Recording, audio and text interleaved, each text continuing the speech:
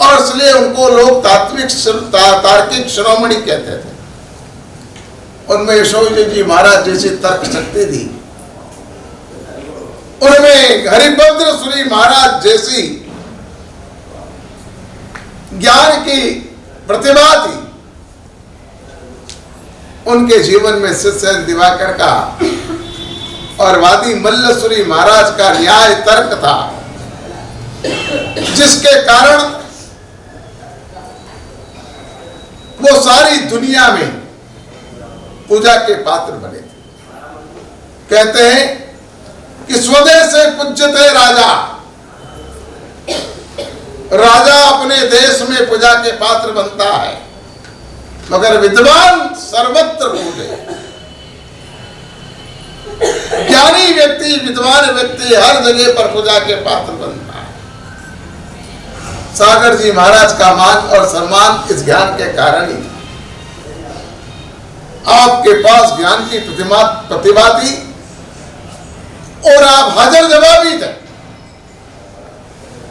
आप एक बार कुछ पढ़ लेते तो याद रह जाता था, ये गए जन्म की उनकी ज्ञान का क्षयोक्षम था।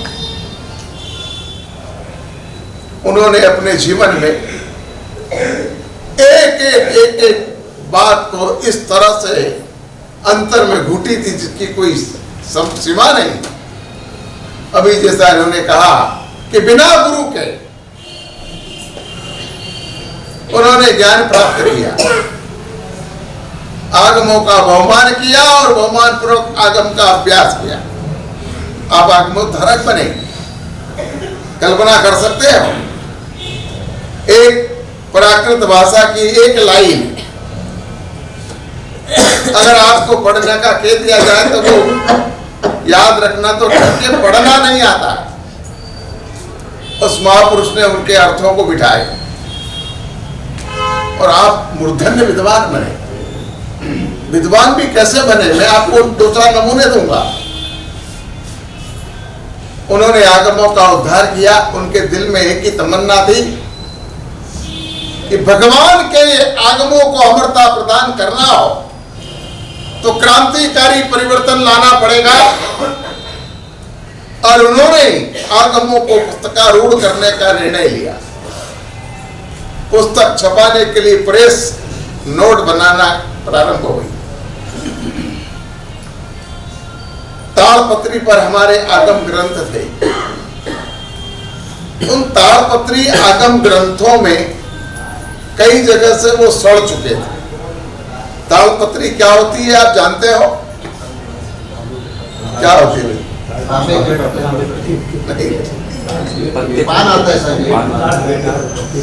आपके दक्षिण में ताड़ गोले बिकते हैं बाजार में, काले रंग के। उनको पीस करके उनमें से इतने बड़े बड़े वो खाने के वाइट कलर के वो ताड़ गोले जो हैं, उन ताड़ गोले के जो झाड़ के पत्ते होते हैं वो इतनी बड़ी पट्टी उसकी तैयार होती है। उसको काट करके सुखा करके उनको अच्छे बांध दिए जाते हैं और रकीक पत्थर से उनको घिसा जाता है और उस पर सुई से लिखा जाता है। वो हजार साल तक लिखे हुए रहते हैं। तो हमारे प्राचीन काल में परमानंद कुमारपाल राजा ने ताड़पत्र के ऐसे आगम भंडार तैयार करवाए थे। उनमें ताड़पत्री आगम थे। अब वो चूंकि लकड़ी थी, पत्ते थे, तो कहीं कहीं से वो सड़ गए थे और सड़ जाते तो वहां छेद पड़ जाता, अक्षर वहां से लुप्त हो जाते। कई जगह लाइनों की लाइनें गायब हो गई। अब आगम छपाने का क्रम प्रारंभ हुआ, काम प्रारंभ हुआ, तब वो आगम की दूसरी प्रतियां मिल नहीं रही है। जैसा कि अभी हमारे छोटे ज्ञानेश्वर सागर जी ने बोला कि आगम भंडार से ट्रस्टी लोग आगम की प्रतें देते नहीं थे। उसका भी कारण था कि उस समय अभ्यासी साधु कम थे। 5-50 की संख्या में साधु बचे थे। कोई दीक्षा लेता नहीं था और कोई दीक्षा देता नहीं था। उसमें अभ्यासी साधु तो बहुत कम थे। अब अगर बलते को प्रत पकड़ा दें तो पूरे भंडार में एक तो प्रत है और वो भी सड़ रही है, उसको अगर ठीक से उठाया नहीं गया तो टूट जाएगी, टुकड़े हो जाएंगे और नष्ट हो जाएगी। इसलिए वो ज्ञान भंडार के जो स्वामी थे, शावक लोग थे, व्यवस्थापक लोग थे, वो जल्दी से आगम निकाल कर देते नहीं। सागर जी महाराज जब अपने आप में विद्वान प्रसिद्ध हुए तो उनको ये सब आगम मिल गए। अब उन्होंने छपाना भी चालू कर दिया, मगर जो बीच में अधिकार छूट गया, जो छेद पड़ गए थे, खड्डे पड़ गए थे, गाथाएं गायब हो गई थी, उसका क्या करना है। तो सागर जी महाराज ने अपनी ज्ञान प्रतिभा का परिचय देते हुए जहां जहां वो आगम के पाठ विलुप्त हो गए थे, वहां पर उसी भाव के प्राकृत भाषा में उन्होंने रचना करके और वहां पर वो लगा दी। उन्होंने फुट नोट जरूर लिखी नीचे कि ये जो इतना भाग है काउंस में दिया गया है, ये लुप्त हो चुका है, इसलिए मैंने इन्हें अपनी मति कल्पना और बुद्धि से पूर्ण किया है। अब ये काम अगर आगम के साथ कोई करेगा तो हर आदमी इसका विरोध करेगा, क्योंकि ये आगम के साथ छेड़छाड़। लोगों को लगा कि सागर जी महाराज ने अपनी मन गढ़ंत कल्पनाओं से इन आगम ग्रंथों में ये नया नया घोषण दिया। और जमाने में आगम प्रज्ञ कहलाते थे पुण्य विजय जी महाराज, वो भी कपड़वंज के ही थे। उन्होंने इस बात का जबरदस्त विरोध किया, ये गलत है, ऐसा नहीं करना चाहिए।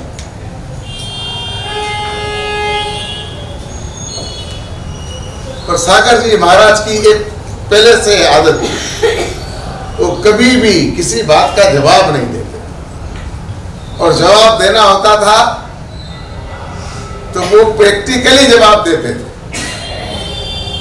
थियरिकल जवाब बहुत कम देते थे। वो आदमी को प्रैक्टिकल करके दिखा देते कि देख। अब ये बात बनी थी, आगम छुपे थे, बहुत से लोगों ने सागर जी महाराज की खूब खूब प्रशंसा की, और पुण्य विजय जी महाराज का इसमें विरोध रहा। मगर सागर जी महाराज जब सूरत में अपना स्थिरवास व्यतीत कर रहे थे, तब सूरत के एक ज्ञान भंडार में से वो प्रति निकली कि जिसमें सागर जी महाराज ने अपने हिसाब से कुछ अधिकार बढ़ाया। वो पुण्य विजय जी महाराज के हाथ लगी, क्योंकि वो इस चीज को कब से ढूंढ रहे थे। यदि कहीं किसी ज्ञान भंडार में पड़ी हुई कोई प्रति अगर मिल जाए तो ये जो सागर जी महाराज ने जो किया है, इसका अपने आप खुलासा हो जाएगा।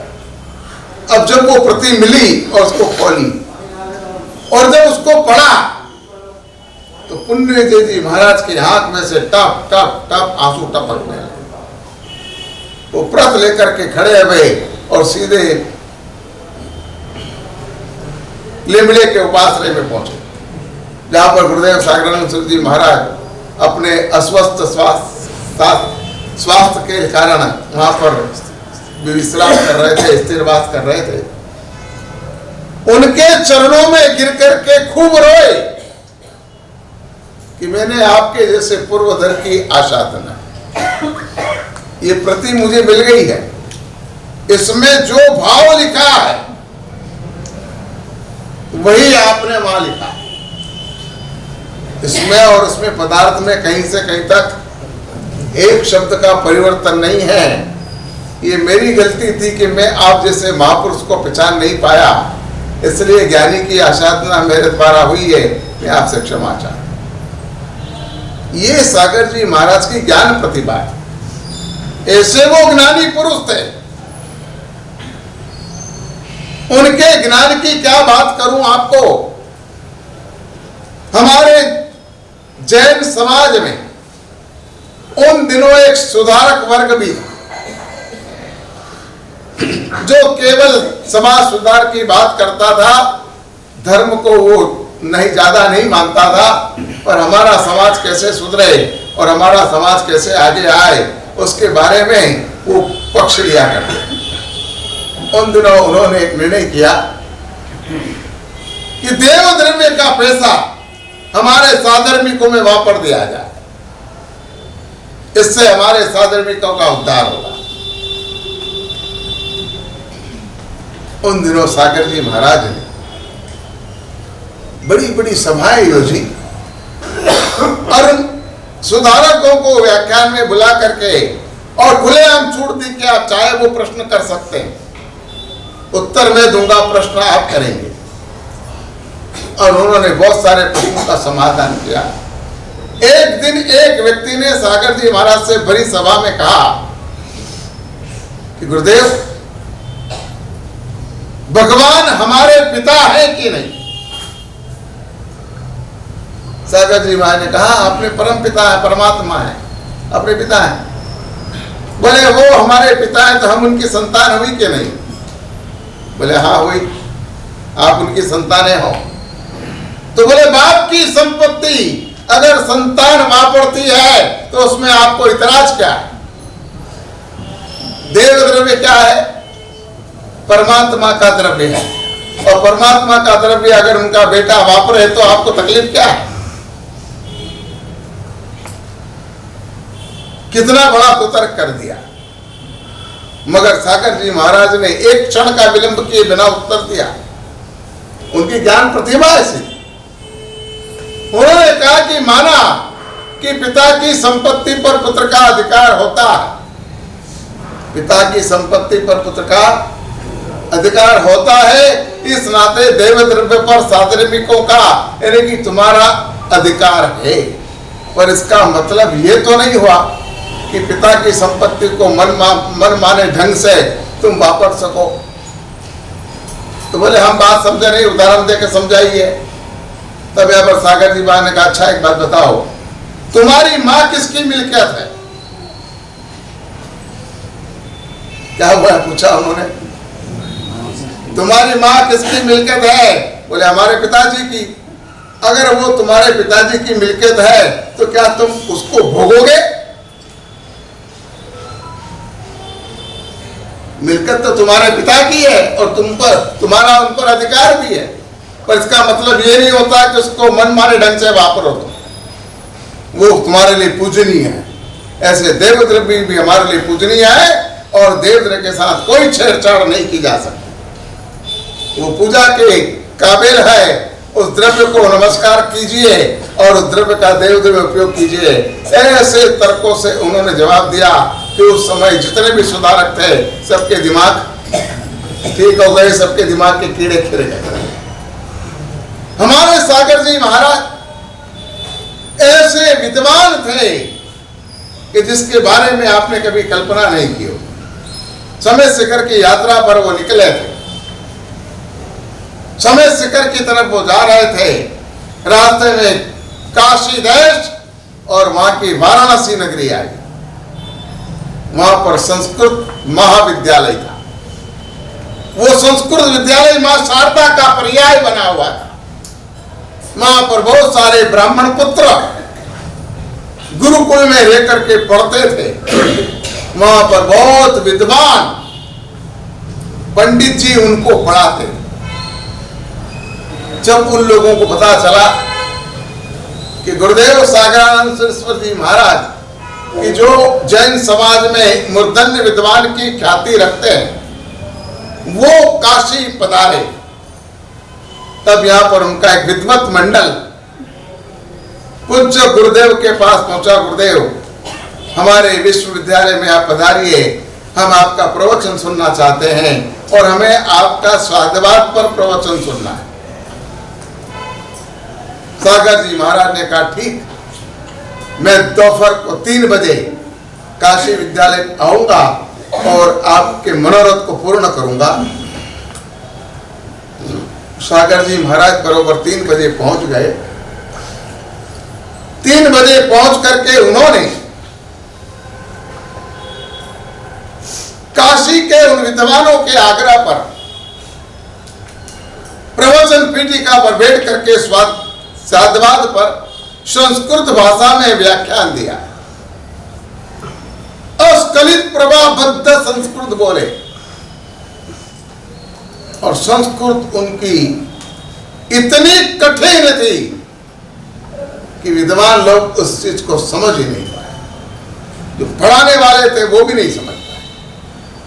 व्याख्यान पूर्ण हुआ, घंटे भर बाद विद्वानों ने फिर से प्रार्थना की, गुरुदेव हमको एक व्याख्यान आपका और सुनना है, अनुकंपा करें और कल फिर पधारे।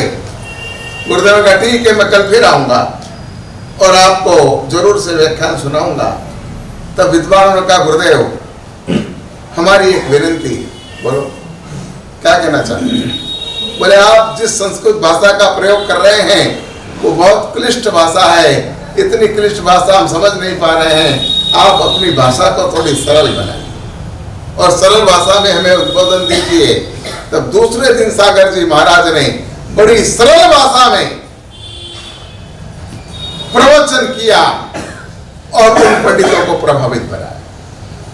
सागर जी महाराज इतने विद्वान थे कि पंडितों को उन्होंने हपा दिया, पर कभी भी उन्होंने अपनी विद्वत्ता बताने के लिए हमारे जैन श्रावकों में प्रयास नहीं किया कि मैं इतना विद्वान हूं, मैं इतना पढ़ा लिखा हूं, मैं इतना ज्ञानी हूं।